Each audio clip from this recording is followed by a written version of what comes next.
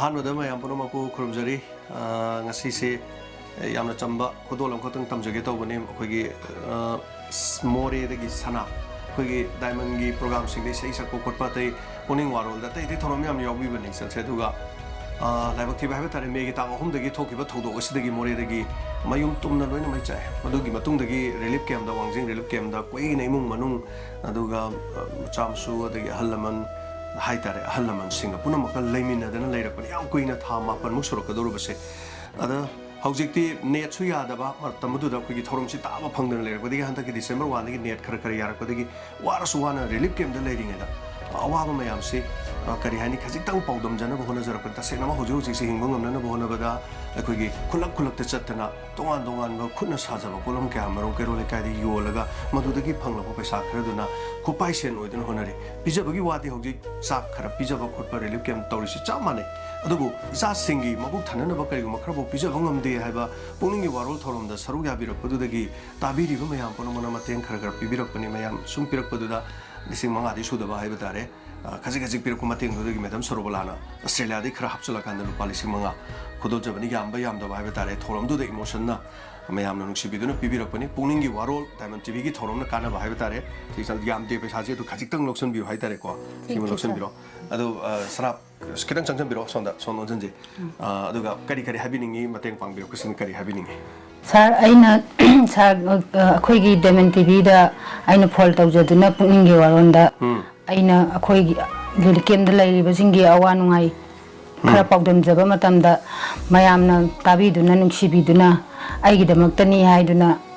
ꯑꯉꯝꯕ ꯃꯇꯦꯡ ꯄꯤꯕꯤꯔꯛꯄꯁꯦ ꯁꯤ ꯃꯌꯥꯝ ꯄꯨꯝꯅꯃꯛꯄꯨ ꯑꯩꯅ ꯍꯥꯏꯅꯤꯡꯉꯥꯏ ꯂꯩꯇꯅ ꯊꯥꯒꯠꯄ ꯐꯣꯡꯗꯣꯛꯆꯔꯤ ꯍꯣꯏ ꯑꯗꯨ ꯍꯥꯏꯌꯨ ꯃꯈꯥ ꯀꯔꯤ ꯍꯥꯏꯅꯤꯡꯕ ꯂꯩꯔꯤ ꯑꯇꯩ ꯍꯧꯖꯤꯛ ꯔꯤꯂꯤꯐ ꯀꯦꯝꯞꯇ ꯁꯨꯝ ꯂꯩꯕꯁꯤ ꯌꯥꯒꯗꯧꯔꯤꯕ꯭ꯔꯥ ꯀꯔꯤ ꯍꯥꯏꯅꯤꯡꯉꯤ ꯃꯔꯤ ꯂꯩꯅꯕꯁꯤꯡꯅ ꯄꯨꯛꯅꯤꯡ ꯆꯤꯡꯁꯤꯟꯕ ꯌꯥꯕ ꯋꯥꯐꯝ ꯀꯔꯤ ꯍꯥꯏꯕꯤꯅꯤꯡꯉꯤ ꯔꯤꯂꯤꯐ ꯀꯦꯝꯞꯗ ꯁꯨꯝ ꯂꯩꯕꯁꯤꯗꯤ ꯑꯩꯈꯣꯏ ꯀꯔꯝꯍꯥꯏꯅ ꯇꯧꯔꯒ ꯍꯤꯡꯒꯅꯤ ꯊꯥ 9-9ꯁꯦ ꯌꯨꯝꯗꯒꯤ ꯄꯩꯁా ꯈꯔ ꯌꯥꯎꯖꯔꯛꯄꯗꯨꯁꯨ ꯂꯣꯏꯅ ꯂꯣꯏꯁꯤꯜꯂꯛꯑꯕ ꯃꯇꯝꯁꯤꯗꯩꯁꯤꯗ ꯑꯉꯥꯡꯒꯤ ꯀꯔꯤꯒꯤ ꯍꯣꯠꯅꯔꯛꯄ ꯃꯇꯝꯗ ꯎꯄꯥꯏ ꯂꯩꯔꯛꯇ꯭ꯔꯕꯅꯤ나 ꯑꯩꯈꯣꯏ ꯃꯄꯥꯟ ꯊꯣꯛꯅ ꯀꯔꯤꯅꯣ ꯀꯔꯥꯅꯣ ꯉꯝꯅꯅꯕ ꯑꯩꯈꯣꯏ ꯍꯣꯠꯅꯖꯔꯛꯏꯅꯤ ꯁꯤꯗꯒꯤ ꯑꯃꯨꯛꯁꯨ ꯃꯈꯥ ꯇꯥꯅ ꯍꯣꯠꯅꯗꯅ ꯂꯩꯔꯒꯗꯤ ꯑꯩꯈꯣꯏ ꯌꯨꯝꯃꯛꯁꯨ ꯅꯠꯇꯕꯅꯤꯅ ꯀꯔꯤ ꯍꯣꯠꯅꯗꯣꯏꯅꯣ ꯍꯥꯏꯕꯗꯣ ꯑꯩꯈꯣꯏ ꯀꯣꯛꯁꯤꯅ ꯂꯥꯝꯕ ꯐꯪꯗ꯭ꯔꯦ ꯁꯥꯔ ꯑꯗꯨꯅ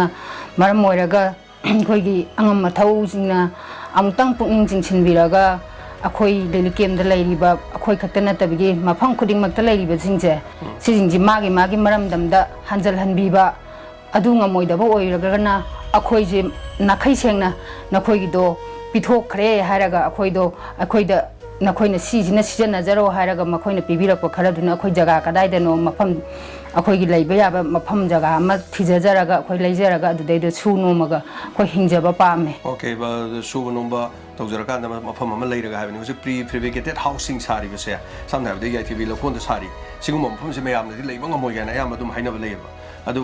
ꯃꯁꯤ ꯀꯔꯤꯅꯦꯅ ꯈꯟꯕ ꯌꯥꯏ ꯑꯗꯨꯒ ꯏꯁꯥꯁꯨ ꯑꯗꯨꯃꯥꯏꯅ ꯂꯦꯞꯄꯤꯕ꯭ꯔꯥ ꯀꯃꯥꯏꯅ ꯈꯜꯂꯤ ꯃꯈꯣꯏꯅ ꯑꯗꯨꯗ ꯁꯥꯕꯗꯨꯗꯤ ꯁꯥꯔ ꯇꯁꯦꯡꯅ ꯍꯥꯏꯔꯕꯗ ꯂꯩꯅꯤꯡꯗꯦ ꯍꯥꯏꯕꯗꯤ ꯃꯈꯣꯏꯅ ꯑꯩꯈꯣꯏꯒꯤꯅꯦꯅ ꯄꯤꯕꯤꯕ ꯃꯐꯝ ꯅꯠꯇꯦꯕ ꯑꯗꯨꯗꯤ ꯑꯗꯨꯅ ꯃꯇꯝ ꯈꯔꯒꯤꯅꯦꯕ ꯄꯨꯔꯥ ꯏꯁꯥꯒꯤ ꯄꯇꯥ ꯄꯥꯟꯕꯗꯨ ꯃꯐꯝ ꯄꯇꯥ ꯅꯠꯇꯦꯕ ꯄꯥꯟꯕ ꯅꯠꯇꯕꯅꯤꯅ ꯃꯇꯝ ꯈꯔꯒꯤꯗꯨꯗꯤ ꯑꯗꯨꯝ ꯑꯩꯈꯣꯏ ꯔꯤꯂꯤꯐ ꯀꯦꯝꯞꯗ ꯂꯩꯖꯔꯤꯁꯦ ꯑꯁꯨꯃꯥꯏꯅ ꯑꯁꯤꯗ ꯑꯗꯨꯝ ꯂꯩꯖꯒꯦ ꯃꯇꯝ ꯈꯔꯒꯤꯗꯃꯛꯇꯗꯨꯗꯗꯤ ꯑꯃꯨꯛ ꯃꯈꯥ ꯇꯥꯅ ꯂꯩꯔꯨꯕꯗꯣ ꯄꯥꯝꯗ꯭ꯔꯦ ꯍꯣꯡꯗꯣꯛ ꯍꯣꯡꯖꯤꯟ ꯇꯧꯕꯒꯤ ꯊꯕꯛꯇꯣ ꯄꯥꯝꯗ꯭ꯔꯦ ꯁꯅꯥ ꯑꯗꯒꯤ ꯆꯦꯜꯂꯛꯄ ꯃꯇꯝꯗ ꯃꯦꯒꯤ ꯇꯥꯡ 3ꯁꯤꯗ ꯍꯥꯏꯇꯥꯔꯦ ꯑꯥꯔꯃꯤꯒꯤ ꯀꯦꯝꯞꯗꯒ ꯂꯩꯔꯛꯄ ꯅꯨꯃꯤꯠ ꯀꯌꯥꯅꯤ ꯂꯩꯔꯛꯑꯦ ꯃꯣꯔꯦꯗ ꯑꯥꯔꯃꯤ ꯀꯦꯝꯞꯗ ꯅꯨꯃꯤꯠ ꯀꯌꯥꯅꯤ ꯂꯩꯔꯛꯄꯅꯣ ꯃꯐꯝꯗꯨꯗ ꯍꯞꯇꯥ ꯑꯃꯗꯤ ꯂꯩꯖꯔꯛꯏ ꯁꯥꯔ ꯃꯗꯨꯗ ꯆꯥꯕ ꯊꯛꯄꯗꯒ ꯐꯪꯗꯗꯅ ꯎꯅꯥꯗꯒ ꯇꯧꯔꯒ ꯆꯥꯔꯦ ꯈꯣꯠꯂꯦꯒ ꯃꯗꯨꯒꯤ ꯇꯣꯉꯥꯟꯕ ꯚꯤꯗꯤꯑꯣꯁꯤꯡ ꯑꯩꯅ ꯃꯌꯥꯝꯗꯁꯨ ꯎꯍꯟꯕ ꯂꯩꯈ꯭ꯔꯦꯀꯣ ꯁꯥꯔ ꯃꯗꯨꯃꯛ ꯏꯁꯥ ꯑꯗꯨꯝ ꯍꯛꯊꯦꯡꯅꯔꯛꯄ꯭ꯔꯥ ꯏꯁꯥ ꯍꯛꯊꯦꯡꯅꯖꯔꯛꯏꯅꯤ ꯁꯥꯔ ꯑꯩꯈꯣꯏꯒꯤ ꯀꯔꯤ ꯅꯨꯡꯗꯥꯡ ꯋꯥꯏꯔꯝꯁꯤꯗ ꯊꯤꯖꯔꯨꯔꯦ ꯍꯌꯦꯡꯒꯤꯗꯃꯛꯇ ꯄꯨꯈꯝꯒꯤ ꯇꯥꯏꯞꯇ ꯑꯗꯨꯒ ꯃꯔꯣꯟ ꯂꯣꯜꯂꯒ ꯊꯝꯖꯔꯦ ꯃꯌꯥꯝꯗꯣ ꯌꯥꯝꯃꯛꯄꯅꯤꯅ ꯍꯦꯛꯅꯤꯡꯉꯥꯏ ꯂꯩꯇꯗꯅ ꯃꯅꯨꯡ ꯆꯪꯉꯒ ꯍꯦꯛꯄꯁꯨ ꯀꯤꯕꯅꯤꯅ ꯃꯔꯝꯗꯤ ꯍꯣꯔꯦꯟ ꯑꯃꯨꯛ ꯀꯨꯀꯤꯅ ꯑꯃꯨꯛ ꯂꯥꯟꯗꯥꯔꯗꯤꯅ ꯀꯨꯀꯤꯗꯨ ꯃꯈꯥꯗ ꯒꯥꯔꯤꯗꯨꯗ ꯂꯣꯏꯅ ꯆꯠꯄꯗ ꯂꯣꯏꯅ ꯎꯏ ꯑꯩꯈꯣꯏꯅ ꯆꯤꯡꯊꯛꯅꯤ ꯃꯣꯏꯅ ꯃꯈꯥꯒꯤ ꯂꯝꯕꯤꯗꯨꯗꯒꯤꯗꯤ ꯃꯈꯣꯏꯒꯤ ꯌꯨꯝ ꯑꯃꯨꯛ ꯂꯣꯏꯅ ꯇꯥꯏꯌꯦꯕ ꯑꯗꯨꯗꯨꯅ ꯍꯨꯏ ꯈꯣꯡꯕꯗ tumba yadaba adagi kuki mingkaina makhadada chatleraga chathok chasin tawbada akhoi mipaiba kari tawrakadoino khallubada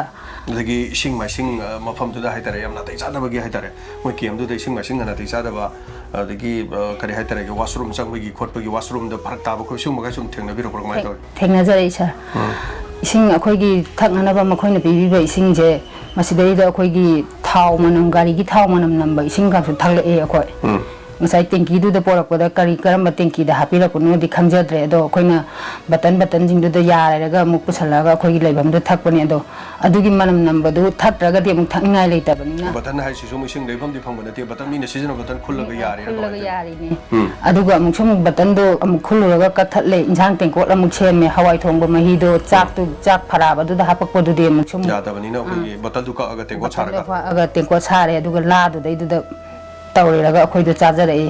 adagi akhoi gi toilet kari kara do jum ising moina phajana thambi bor di mu adugi di mu khara mu ko nungai aduga thambiram daba toilet yaram daba kangu du gi di mu chemu yamna nungai te hing dai bang tholak podu da masai gi makha da na kuki leire adagi akhoi ni mathak ta leire raga khong hamni podu di mapan thoga hangwa daba leibani na adugi ju ki bada yamna thawai wana leijara ida sa adugi mafam du di Okay, yang wana hai tare su mapam je kha kan da koi adum direct wangjing da dum yobira bar marak ta krai da pan kaino dagi thaudor e aduga palen gi da haphet changam me aduga adum akhoi gari tonga mai magi kaino jing da tonga ga wangjing gi lil kem da du wangjing gi lil kem sta si le si thasena di thani pan khari hele hai tare uji phobu si awa ba ka khang ga mapam si da lai ana haibiri wafam di masagi oiba more da changba sungam ngam oido ba leira ba di sanagi wakhalon da kari hai tare lam masai de leija ba ya ba du business to ba ya ba mong gi jaga am da masa masagi oina sina bibra natra kari no masin bi yo hai ba du thani pan mapan si sumaina leiba se du ki mati ware kari sura sa do no hojik se pot jon ba di chali pot jon ba chat pa khot pa se pot da dum se pi bra kamai to ge kari kari pot maru ni yole se sir pot se akhoi gi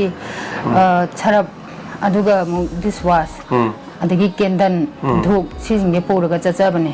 ado paisa paiba kharaga sum makhutta paisa paiba kangudi akhoi gi dukal dagi makeup na chingba khotpa do adugum basu leiraga dum happa su yawe ado akhoi de mu adugum dum leitabani na ikutna sajaba do dum puraga chatle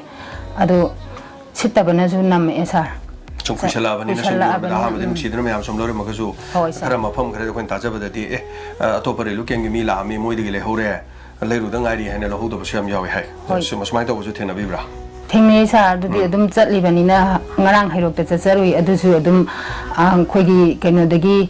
kali akhoi lamding adu de leiba kanggu sing du la ame adagi somam da leiba kanggu sing du la ame na phanyam la hau de ba lamding da di thangai sang na akhoi wakhan da punjan gi bra na khalle ba chat akhoi na su thawai na chatlu dire ba jaga do adu pullaga leira bra na khan mene do lamding de lei na mu haye ba ko moi jing du la ami kho le na so haye do masini smai to na diamond tv gi pongning gi warong sa to ko thorom sida matam chana hai tare paisa su khutta sen thokte chana chapo cha ge ha fo da mabu thana pija bangam den hairak po wahi de ma emotion like bane ai na su mamang da video se thaga chaki bane aduga ai description da hapchara man natraga video si maning dai hapcharam ge aduga lupa lising ma khakten udol tam jaba aduga tengbang biro ko diamond tv gi yeng bi ba mateng pang pa ming loina panjadra su pangaki ba khudi mak thaga chari aduga video si yeng bi ba gi da mak thaga chari aduga mari leina ba singna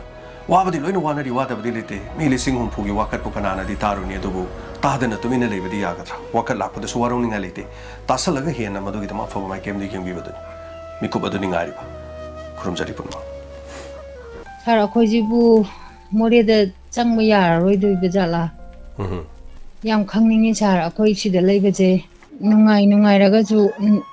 kari hai doi no wakhan ni da tungdu le ta ba di oi dre sa paisa na thok tra bani na isa jingi acha po leina na ba paisa ba pai dre khoi si da lei ba je akhoi gi di sei da cha khara cha re injang khara cha re china dum akhoi dum hingwa ngang bani haina khalle adubu ichari no ngam da gi numin ta ba acha po na dum hai chi leina na paisa ba pai dre sa aduna maram moiraga khoi sidai da moina budi khoi charap kumba dagi dishwash kumba candle dhuk kai kara akhoi charaga yon ba chatle sar adubu akhoi gi polo da lairi ba chi khatang chat pho raga budi adum chitkani sa adubu mapam kaya dagi su chatpana tabani na mapam khuding da lilikem da lairi ba jingina lairi ba jingji jo akhoi ga chap manari bani na moju adum chatle akhoi dawna moju wari bani na aduna kadai da yon doino ha ba ju khangdre sa akhoi kei taw doino yam ware akhoi aduna ꯑꯩꯈꯣꯏꯁꯤꯕꯨ ꯃꯣꯔꯦꯗ ꯆꯪꯕ ꯌꯥꯔꯔꯣꯏꯗꯕ ꯑꯣꯏꯇꯥꯔꯒꯗꯤ ꯁꯔꯀꯥꯔꯅ ꯑꯩꯈꯣꯏꯁꯦ ꯀꯔꯤꯒꯨꯝꯕ ꯑꯃ ꯂꯥꯞꯊꯣꯛꯄꯤꯔꯒ ꯇꯪ ꯇꯥꯕꯗꯨꯃ ꯈꯪꯍꯟꯕꯤꯔꯒ ꯄꯤꯒꯦ ꯍꯥꯏꯔꯁꯨ ꯄꯤꯈ꯭ꯔꯣ ꯑꯩꯈꯣꯏ ꯀꯩꯁꯨ ꯄꯥꯝꯖꯗ꯭ꯔꯦ ꯑꯗꯨꯒ ꯑꯩꯈꯣꯏꯒꯤ ꯍꯤꯡꯅꯅꯕꯒꯤ ꯂꯝꯕꯤꯗꯨꯃꯗꯤ ꯈꯪꯕ ꯄꯥꯝꯃꯦ ꯁꯤ ꯈꯛꯇꯪ ꯍꯥꯏꯖꯅꯤꯡꯉꯤ ꯁꯥꯔ